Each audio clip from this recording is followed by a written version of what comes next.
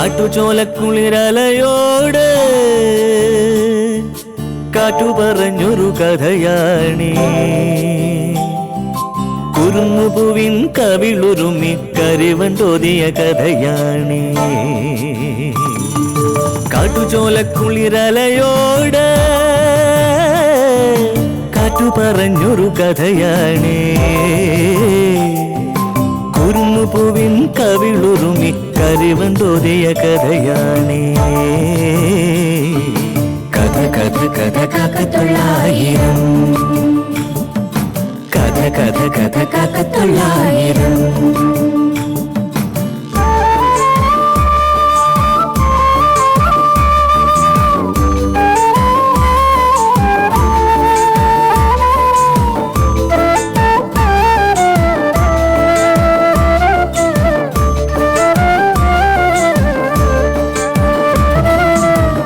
കടലിന്റെ തീരത്ത്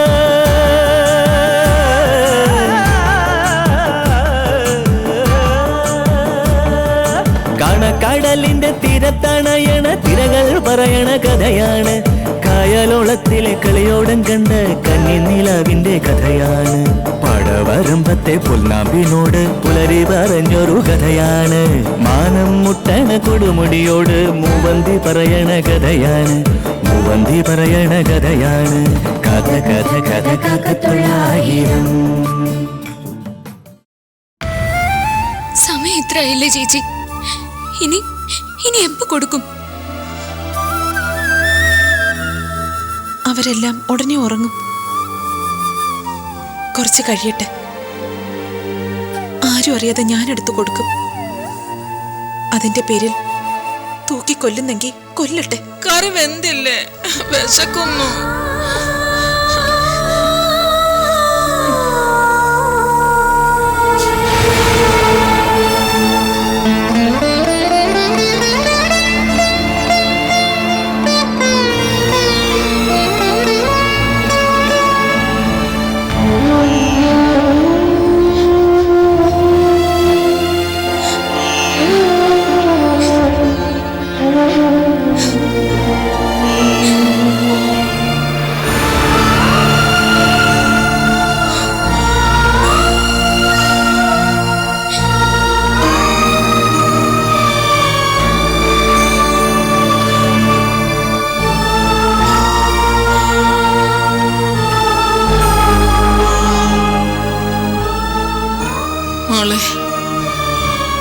കുടിക്കാൻ ഇത്തിരി വെള്ളം കൂടി എടുത്തോണേ.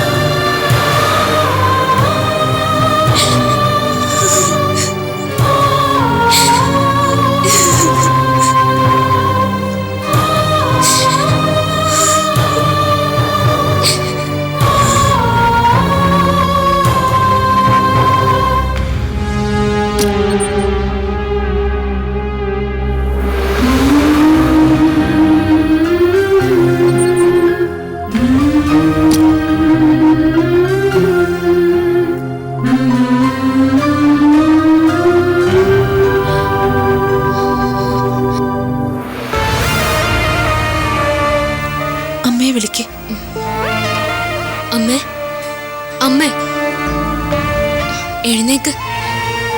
ദാ ചോറ് കൊണ്ടുവന്നു. കൊണ്ടുവന്നോ? എവിടെ?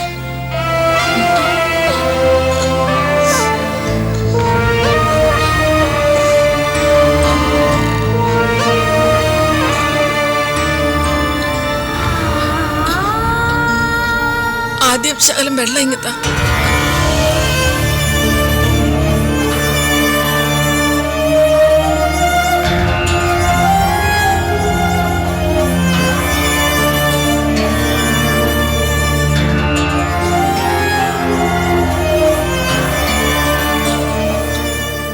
അമ്മേ,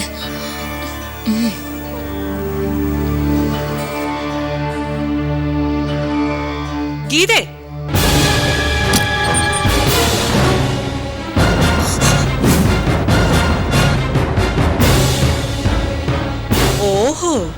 അത് ശരി, എന്നെ പൊട്ടിയാക്കാന്ന് വിചാരിച്ചോ? ഞാൻ ഇത് പ്രതീക്ഷിച്ചടി.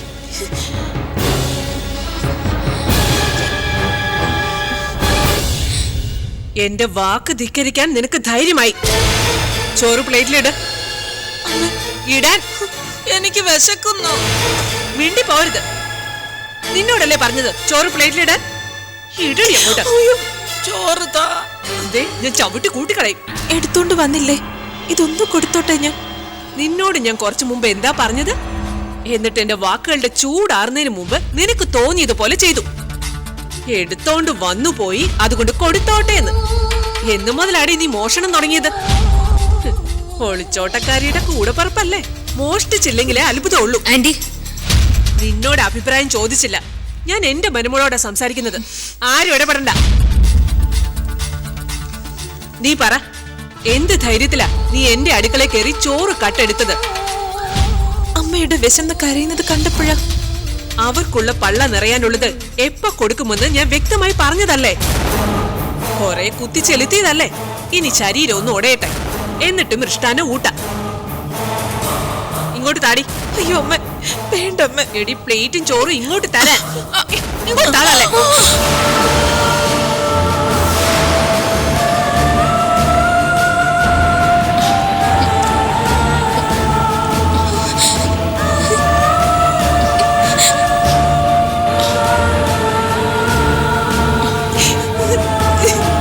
അമ്മയുടെയും മക്കളെയും വെളച്ചിൽ ഞാൻ വെച്ചു പൊറപ്പിക്കില്ല. നീയൊക്കെ എന്താടി വിചാരിച്ചത്? ശാപം കിട്ടിയ ജന്മങ്ങള്.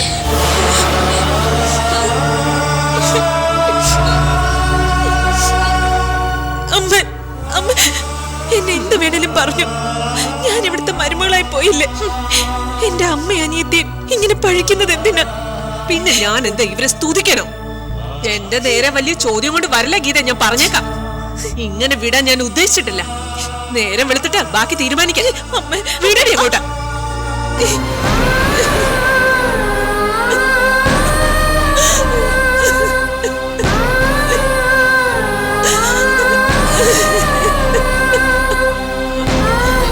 ചോറ് താ. ചോറ് താ. എനിക്ക് വിശക്കുന്നു. ചോറ് താ. എനിക്ക് വിശക്കുന്നു. ചോറ് താ. ചോറ് താ. എനിക്ക് ചോറ് തന്നെ. എനിക്ക് വിശക്കുന്നു.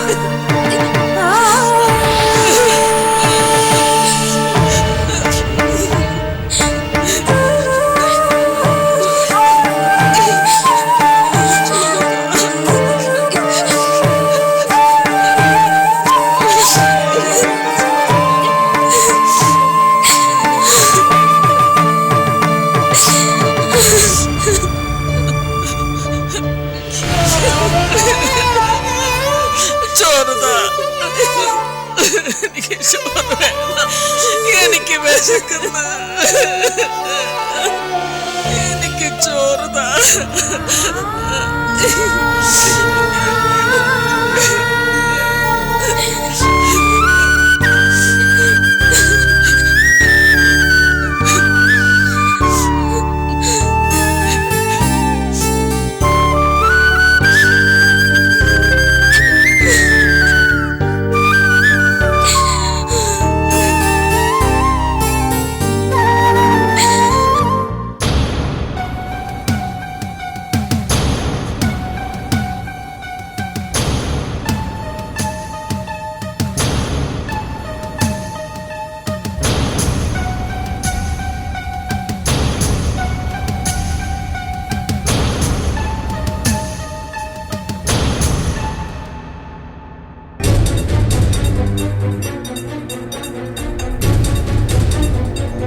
രണ്ടുപേരെയും വിളിച്ചു നിർത്തിയത് എന്തിനാണെന്ന് മനസ്സിലായി കാണുമല്ലോ.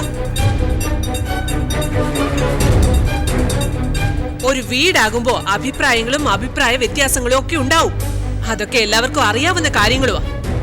ഇവിടെ ഈ വീട്ടിൽ രമേശിനും അവന്റെ അച്ഛനും ഞാൻ പറയുന്ന കാര്യങ്ങൾ കേൾക്കാറുമുണ്ട്. എതിരഭിപ്രായം ഉണ്ടെങ്കിൽ അവരത് തുറന്നു പറയും. അല്ലാതെ എന്റെ വാക്കുകളെ ധിക്കരിച്ചിട്ടില്ല. പക്ഷേ ആദ്യമായിട്ട് കഴിഞ്ഞ രാത്രി അങ്ങനെ ഒരു സംഭവം ഉണ്ടായി ഈ വീട്ടിൽ.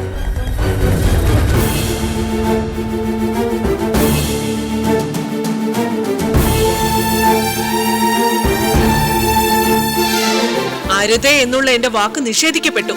ഇല്ലെന്നാർക്കെങ്കിലും അഭിപ്രായം ഉണ്ടോ? ഗീത നേരെ നോക്ക്. അടങ്ങി ഒതുങ്ങി ഇവിടെ കഴിഞ്ഞവളാണ് നീ. എന്നാൽ അതിനിപ്പോ മാറ്റം വന്നിരിക്കുന്നു. കഴിഞ്ഞ ദിവസം ഞാനിത് സൂചിപ്പിച്ചതാണ്. ആരെ കണ്ടിട്ടാണ് നീ ഞെളിയാൻ തുടങ്ങുന്നതെന്ന് ഇവിടെ എല്ലാവർക്കും മനസ്സിലാവുന്നുണ്ട്. അമ്മ, ഞാൻ എന്റെ ചോദ്യം വന്നില്ല. ഞാൻ ചോദിക്കുമ്പോ നീ മറുപടി പറഞ്ഞാ മതി.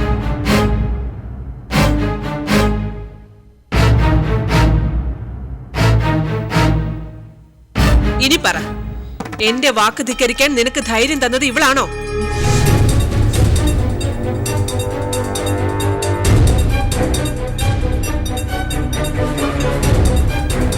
ഇവള് പറഞ്ഞിട്ടാണോ നീ ഇന്നലെ അടുക്കള കയറി ചോറ് കട്ടെടുത്തതെന്ന്? ഞാൻ കട്ടെടുത്തതല്ല അമ്മേ. എന്നോട് ചോദിച്ചിട്ടാണോ നീ അങ്ങനെ ചെയ്തത്? അതോ ഇവിടെ മറ്റാരോടെങ്കിലും ചോദിച്ചിട്ടാണോ?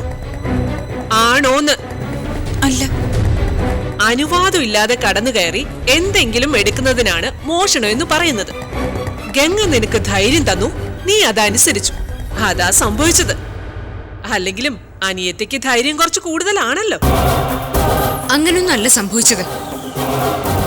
നിന്നോട് ചോദിച്ചില്ല, ഞാൻ എന്റെ മരുമോളുമായിട്ടാ സംസാരിക്കുന്നത്.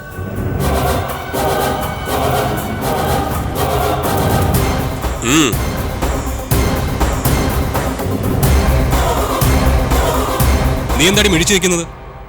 അമ്മ ചോദിച്ചതിന് സമാധാനം പറ.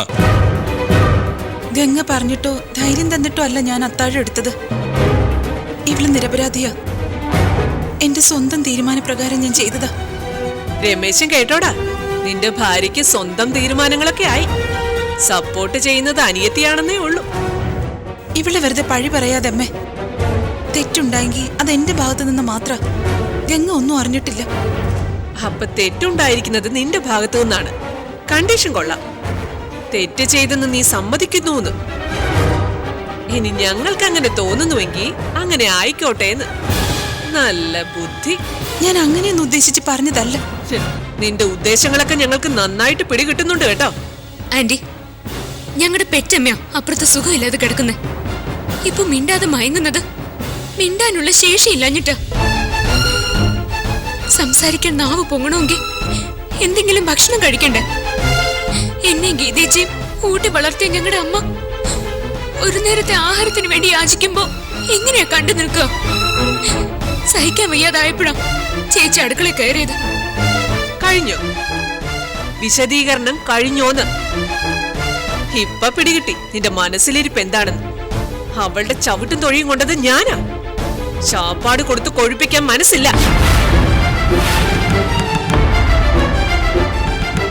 നിങ്ങൾ കേട്ടില്ലേ? ഇവളിവിടെ പതുക്കെ പതുക്കെ വിപ്ലവം തുടങ്ങാനുള്ള പരിപാടിയാ. ഇതിങ്ങനെ വിട്ടാ നാളെ മോഷണം കവർച്ചയായി മാറും. അതുകൊണ്ട് മൂന്നിനെയും പടിക്ക് പുറത്താക്കണം. സൗദാമിനി, പെട്ടെന്നിങ്ങനെ എന്നെ അരമണിക്കൂർ കഴിഞ്ഞു മതി. വീണ്ടും വിചാരമില്ലാത്ത പ്രവൃത്തിയാണ് അവര് കാണിച്ചത്. അതിന് ശിക്ഷ കൊടുക്കുകയും വേണം. പക്ഷേ വീട്ടിൽ നിന്ന് ഇറക്കി വിടാന്ന് പറഞ്ഞാല് അത് കുറച്ച് കടന്നു കയ്യാ. അതെന്താ പെട്ടെന്ന് മരുമോളുടെ കുടുംബത്തോട് സഹതാപം തോന്നിയോ? സഹതാപം കൊണ്ടല്ലെന്ന്. എടുത്തിയാടിയുള്ള തീരുമാനങ്ങൾ ഒന്നിനും പരിഹാരമല്ല. ഒരുത്തിയുടെ എടുത്തിയാട്ടം കാരണം ഒരു കുടുംബം വഴിയാധാരമായ അനുഭവം നമ്മുടെ മുമ്പിലുണ്ട്.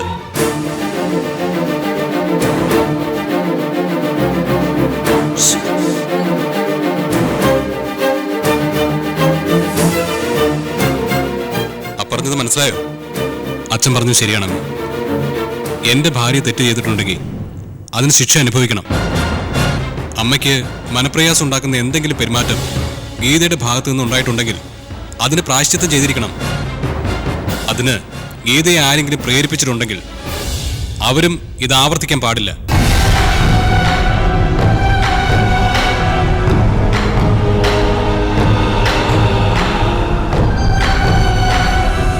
ആ പറഞ്ഞത് മനസ്സിലായോ?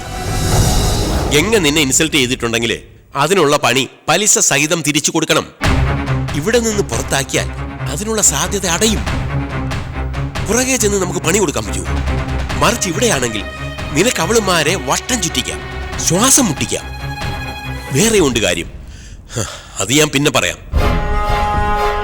അതുകൊണ്ട് ഈ ഒരു സമയത്തേക്ക് സൗദാമിനി ഒന്ന് ക്ഷമിച്ചേര്. ഒരു സൗജന്യം.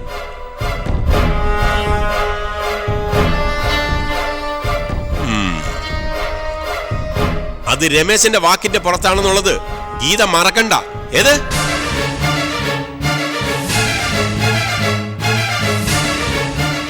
നിങ്ങൾ രണ്ടുപേരും പറഞ്ഞതുകൊണ്ട് ഞാനിപ്പോ ഒന്നും ചെയ്യുന്നില്ല. കുടുംബത്തിലുള്ള പുരുഷന്മാരെ നിഷേധിക്കുന്ന ടൈപ്പ് അല്ല ഞാൻ. എന്ന് കരുതി ക്ഷമിച്ചെന്ന് വിചാരിക്കണ്ട. ഒരു താക്കീതായി മനസ്സിൽ കുറിച്ചിട്ടോ.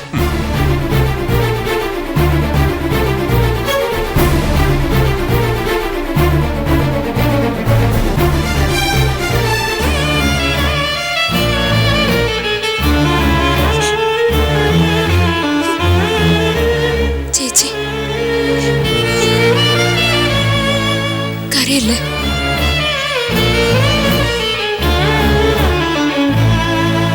കരയരുത്.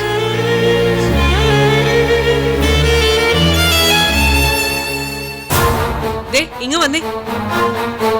എന്തോന്നാ നിങ്ങൾ എന്റെ കാതി മന്ത്രിച്ചത്? എനിക്ക് അങ്ങോട്ട് ശരിക്ക് തിരിഞ്ഞില്ല. ഓ, നമ്മുടെ ഐഡിയ മുഴുവനും അവിടെ വെച്ച് വിസ്തരിക്കാൻ പറ്റുമോ? 4 കാതും 4 കണ്ണും തുറന്നു വെച്ചിരിക്കല്ലേ, പ്രത്യേകിച്ച് ഗംഗ. അതുകൊണ്ട് ഞാന് ഡാമിലൊരു നമ്പർ ഇട്ടതാ. ഒട്ടും മനസ്സുണ്ടായിട്ടല്ല, ഞാൻ പിന്നെ കടിച്ചു പിടിച്ചങ്ങ് സമ്മതിച്ചെന്നേ ഉള്ളൂ. അതെനിക്ക് മനസ്സിലായി. കഴുത്തിന് പിടിച്ച ആ ജന്തുക്കളെ പുറത്താക്കാൻ വേണ്ടി എന്റെ കൈയൊന്ന് തരിച്ചതാ. അത് പോട്ടെ, ഐഡിയ പറഞ്ഞില്ല. അതാണ് പറയാൻ പോകുന്നത്.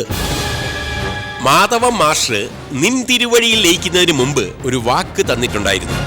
മുല്ലമുറ്റത്തെ വസ്തുവിന്റെ ഒരു പങ്ക് രമേശന്റെ പേരിൽ ആധാരം നടത്തി തരാമെന്ന്. ആ വാക്ക് വെള്ളത്തിലെ വരയായിട്ടങ്ങ് ലയിച്ചു. മാഷ് മണ്ണിലും ലയിച്ചു. പെണ്ണുമ്പിള്ളതേ സർവജ്ഞ പീഠത്തിൽ കയറി സച്ചിദാനന്ദത്തിലും ലയിച്ചിരിക്കുന്നു. ആ വസ്തു പ്രമാണമാക്കി നമുക്ക് കിട്ടണോ? പിന്നെ വേണ്ടേ? മെയിൻ റോഡിനോട് ചേർന്നുള്ള പ്രോപ്പർട്ടിയാണ്. ഇപ്പോഴത്തെ വില അനുസരിച്ച് അതിന് കോടികൾ കിട്ടും. കേട്ടല്ലോ വില്ലേജ് ഓഫീസർ പറഞ്ഞത്. നമുക്ക് മാത്രമല്ല കണ്ണും കാഴ്ചപ്പാടും ഉള്ളത്. ഗിരിയുടെ തള്ള ആളൊരു അർക്കീസാണെന്ന് ഒറ്റ നോട്ടത്തിലേ എനിക്ക് മനസ്സിലായതാ. മുല്ലമുറ്റത്തെ സ്വത്തുക്കളിൽ അവരുടെ കണ്ണുകൾ ഉടക്കിയാൽ നമുക്ക് അപകടമാണ്. ഗംഗ ഒരു ബമ്പർ ലോട്ടറിയാണെന്ന് ആ സ്ത്രീക്ക് മനസ്സിലാവും. അവളോടുള്ള ദേഷ്യം മറന്ന് അടുപ്പിക്കാൻ നോക്കും. നമ്മളിപ്പോ ഗംഗയെ പുറത്താക്കിയാൽ അവള് ചിലപ്പം ആ തള്ളയുടെ കോർട്ടിലായിരിക്കും ചെന്ന് പറ്റുക. അവര് 2 കൈയും നീട്ടി സ്വീകരിക്കും. മുല്ലമുറ്റത്തെ നല്ലൊരു പങ്കോകരിയും ആ കൈകളിലേക്ക് ചെന്നങ്ങ് കേറും. പെണ്ണിനെ ഗെറ്റ് ഔട്ട് അടിച്ച് നമ്മൾ തന്നെ അതിന് വഴിയൊരുക്കണം. തീർന്നില്ല. ശിക്ഷാവിധിയുടെ ഭാഗമായി ഗംഗയോടൊപ്പം ഗീതയും തള്ളയും പുറത്താക്കണമെന്നല്ലേ സൗദാമിനി പറയുന്നത്? അവരെയും ദാക്ഷായണി തള്ള സ്വീകരിക്കാൻ തയ്യാറായെങ്കിലോ? ഈ വട്ട് പിടിച്ചതിനെയോ? ഗിരിയുടെ തള്ള തന്നെ 1/2 വട്ട. ഈ മുഴുവട്ടും ചേർന്ന് 1.5 വട്ടാകുന്നേ ഉള്ളൂ. അവരൊരു കൂരയ്ക്ക് താഴെ അഡ്ജസ്റ്റ് ചെയ്തോളൂ. എന്തിന്? അതാണ് എന്റെ ചോദ്യം. എന്തിന് അഡ്ജസ്റ്റ് ചെയ്യണം? അതോടെ മുല്ലമുറ്റത്തെ മുഴുവൻ സ്വത്തും അവരുടെ അധീനതയിലാക്കാം. കറക്റ്റ്. അതോടെ ഒരു ചുക്കും നമുക്ക് കിട്ടാതാവും. കയ്യിലിരിക്കുന്ന സ്വർണം പോലും കൈവിട്ടു പോവും. അതൊക്കെ നടക്കുന്ന കാര്യമാണോ? എന്താ നടന്നാല്? അല്ല, ഗീത രമേശന്റെ ഭാര്യയല്ലേ? അതായത് ഈ വീട്ടിലെ മരുമകൾ. ഇവിടുത്തെ പീഡനങ്ങൾ സഹിക്കുന്നതിലും ഭേദം വിവാഹബന്ധം വേർപെടുത്തുന്നതാണ് നല്ലതെന്ന് ഗീതയ്ക്ക് തോന്നിയാലോ? അതെന്താ അങ്ങനെ സംഭവിച്ചൂടെ? അങ്ങനെ എന്തെങ്കിലും പരിപാടിക്ക് കൂട്ടുനിന്ന പിടിച്ചു കെട്ടി അവളെ ഇതിനകത്തിടും ഞാൻ. അന്നേരം പിടിക്കാനും കെട്ടാനും പോകുന്നത് എന്തിനാ? അവൾ ഇതിനകത്ത് തന്നെ അങ്ങ് നിന്നോട്ട് സൗദാമിനി. മോങ്ങാനിരിക്കുന്ന നായെപ്പോല ഗീത. അവളുടെ തലയിലോട്ട് ദാക്ഷായണി ഒരു തേങ്ങ അങ്ങോട്ട് ഇട്ടു കൊടുത്താൽ പണി കിട്ടുന്നതേ നമുക്കാ. അച്ഛൻ പറഞ്ഞത് വളരെ ശ്രദ്ധിക്കേണ്ട കാര്യമാണ്. സൂക്ഷിച്ച് കൈകാര്യം ചെയ്തില്ലെങ്കിൽ നമ്മൾ ഉദ്ദേശിച്ചതൊന്നും നടക്കില്ല. ഇത്രയും റിസ്ക് എടുത്തത് വെറുതെ ആവും. അതുകൊണ്ട് ഇപ്പൊ എന്ത് വേണമെന്നാ നിങ്ങളുടെ രണ്ടുപേരുടെ അഭിപ്രായം? നയത്തിലും അനുനയത്തിലും നിൽക്കണം. എനിക്ക് അവളുമാരെ സോപ്പിടാനൊന്നും വയ്യ, അതും ആ ഇളയ പെണ്ണിന്. നീ സോപ്പിലൊന്നും തൊടണ്ടാന്ന്. ഒരു തന്ത്രത്തിൽ പെരുമാറണം. ആത്യന്തികമായി ആ സ്വത്തുവകളെല്ലാം നമുക്ക് വന്ന് ചേരാനുള്ളതല്ലേ? അത് മനസ്സിലുണ്ടെങ്കിൽ അല്പസ്വല്പമൊക്കെ അഭിനയിക്കാൻ ഒരു രസവാ. ആജീവനാന്ത അതുങ്ങളെ സ്നേഹിക്കൊന്നും വേണ്ട. എങ്ങനെയെങ്കിലും ഗീതയും ഗംഗയും വശത്താക്കി സമ്മതം വാങ്ങിച്ച് സ്വത്തുക്കൾ കംപ്ലീറ്റ് ഇങ്ങോട്ട് പോരണം.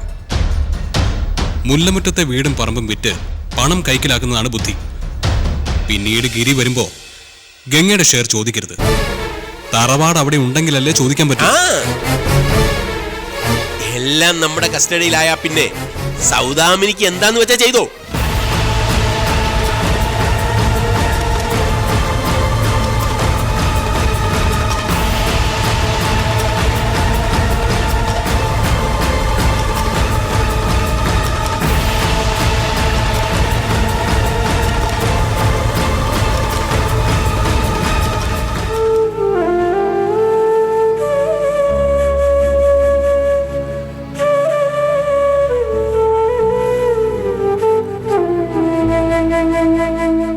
ഞാൻ ഇവിടെ കഴിയാൻ വിധിക്കപ്പെട്ടവളാ. അമ്മയുടെ വിധിയും ഈ ജയിലിൽ കഴിയാനായിരിക്കും. ഞങ്ങൾ എങ്ങനെയും ഇവിടെ ജീവിച്ചോളാം. നീ പക്ഷെ രക്ഷപ്പെടണം. ഇവിടുന്ന് പോണം ഗംഗേ. നിങ്ങൾ ഈ നരകത്തിൽ തള്ളിയിട്ട് ഞാൻ മാത്രം രക്ഷപ്പെടാനോ?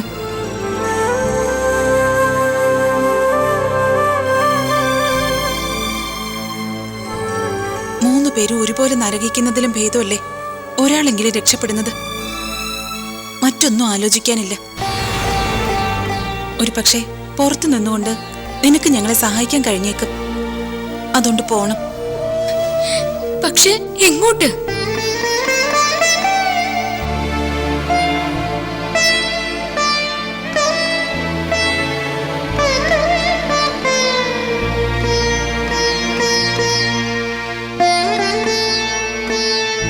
മുല്ലമുറ്റത്ത് താമസിക്കാൻ ഇവിടെ ഉള്ളവര് സമ്മതിക്കുമെന്ന് ഗീതേച്ചിക്ക് തോന്നുന്നുണ്ടോ? സമ്മതിക്കില്ല. വാര്യരങ്ങളുടെയും മറ്റും പിന്തുണ കിട്ടുമെങ്കിലും അവർക്ക് എന്നും ഈ വിഷയത്തിന്റെ പിന്നാലെ നടക്കാൻ പറ്റുമോ? രമേശ് ചേട്ടന്റെ അച്ഛനും അമ്മയും നിരന്തരമായി എന്നെ ഉപദ്രവിച്ചുകൊണ്ടിരിക്കും.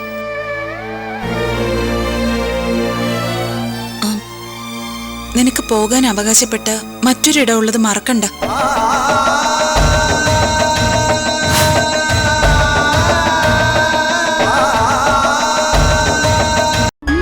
ഇവൾക്കായി ഉറ്റവർ സ്നേഹം കൊണ്ട് തുലാഭാരം നടത്തി. ഇവളുടെ ശോഭനമായ ഭാവിക്ക് വേണ്ടി ഉടയവർ നിത്യവും പ്രാർത്ഥിച്ചു. പക്ഷേ അതെ, അതൊരു വലിയ പക്ഷേയാണ്.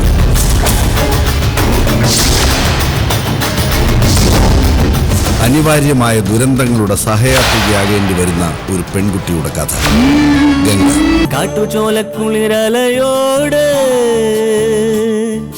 കാറ്റു പറഞ്ഞൊരു കഥയാണേ. കുറുന്നുപൂവിൻ കവിളുരുമി കരിവണ്ടോതിയ കഥയാണേ. കാട്ടുചോലക്കുളിരലയോട് കാറ്റു പറഞ്ഞൊരു കഥയാണേ. കുറുന്നുപൂവിൻ കവിളുരുമി കരിവണ്ടോതിയ കഥയാണേ.